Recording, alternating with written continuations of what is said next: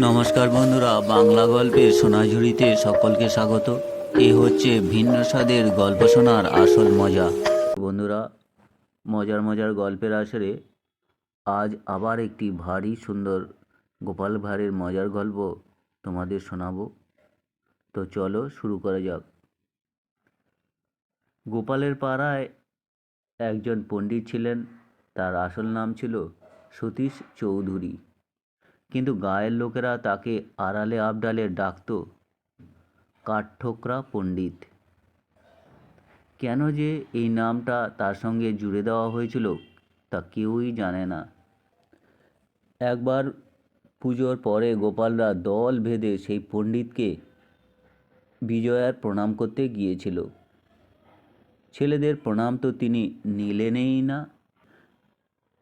উপরন্তু বলতে থাকলেন, তোরা ব্রাহ্মণের ছেলে হলে তো তাও কথা ছিল, কিন্তু তোরা তো সব শূদ্র ও কায়েতের ঘরের ছেলে। তোদের ছায়া মারানো আমাদের পাপ, তা জানিস? গোপাল মাথা নেড়ে বলল, না, তা জানি না। কেন জানিস না? ধমকে ওঠেন পণ্ডিত মহাশয়। গোপালই জানালো, পাঠশালায় আমাদের গুরুমশাই এখনও এইসব শেখানেইনি। ও, এই বলে তিনি চুপ করে গেলেন। আর ভাবখানা এমন করে বলল, তোরা এখন এখান থেকে বিদায় হ। গোপালেরা চলে যেতেই পণ্ডিত মশাইয়ের স্ত্রী গোপালদের বললেন, দাঁড়া, বিজয়ার দিন এসেছিস, একখানা নাড়ু নিয়ে যা। পণ্ডিত মহাশয়ের স্ত্রী বয়াম থেকে একটি একটি করে নারকেলের নাড়ু সকলের হাতে দিয়ে দিলেন। পণ্ডিত মশাই তাই দেখে চিৎকার করে উঠলেন, ওরা কেউ ব্রাহ্মণের সন্তান নয়, ওদের হাত ছোঁয়াও পাপ। ওদের হাতের উপর থেকে একটা করে নাড়ু ফেলে ফেলে দাও।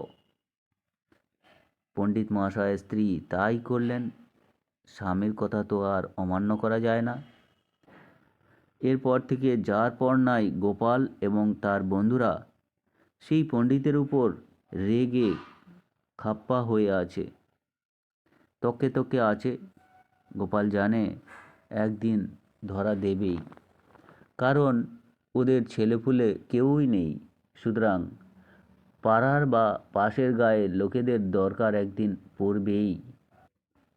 একদিন দূর গায়ের যজমান বাড়ি থেকে আসার পথে দেখা গেল ওই পণ্ডিত মাথায় করে বয়ে আনছে এক বড় ধামা সবজি, সঙ্গে হয়তো চাল ডালও আছে।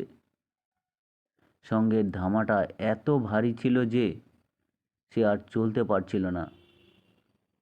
এমন সময় গোপালের সঙ্গেই দেখা হলো পণ্ডিত মহাশয়ের। আর পণ্ডিত মশাই গোপালকে হাঁক মারলেন, ওহে ছোকরা, শুনতে পাচ্ছ? গোপাল তো শুনেও না শোনার ভান করল। অতএব পণ্ডিত আবার ডাকলেন, ওহে ছোকরা। তখন গোপাল বললেন, কি বলুন? এই বলে গোপাল ঘুরে দাঁড়ালো। আমার মাথার ঝাঁকাটা একটু নামিয়ে দিবি বাবা? বিনয় যেন ঝরে পড়তে থাকে পণ্ডিতের গলা দিয়ে, কিন্তু গোপালের তো রাগ পড়েনি। সে জানালো, আমার কাজ আছে, তাই চললুম, আমি দাঁড়াতে পারবো না বলে হন হন করে হাঁটতে লাগলো গোপাল। ওইদিকে পণ্ডিত মহা ক্রুদ্ধ হয়ে বলতে থাকলো, হাঁ হাঁ, তুই যা, তুই উচ্ছন্নে যা। গোপাল এই কথা শুনে খুব দ্রুত গতিতে ফিরে এসে পণ্ডিত মশায়ের মুখোমুখি হয়ে বলল, মহাশয়, দয়া করে যদি পথটা একটু দেখিয়ে দেন তো ভালো হয়। কারণ উচ্ছন্নে যাওয়ার পথ তো আমি একা চিনে নিতে পারবো না, সঙ্গে আপনার মতো বড় কেউ থাকলে ভালো হয়। সেই দিক থেকে আপনিই একমাত্র উপযুক্ত। আপনি শুধু বড় নন, পণ্ডিতও বটে। তা সত্যি। এরপর আর কথা হলো না। পণ্ডিত মহাশয় ভীষণ লজ্জিত হয়ে গেলেন। তো বন্ধুরা, এই ছিল আজকের গোপাল ভাঁড়ের মজার গল্প। গল্পগুলো শুনে তোমাদের যদি ভালো লাগে চ্যানেলটির পাশে থাকবে, সাবস্ক্রাইব করবে। সকলে ভালো থাকবে, ধন্যবাদ।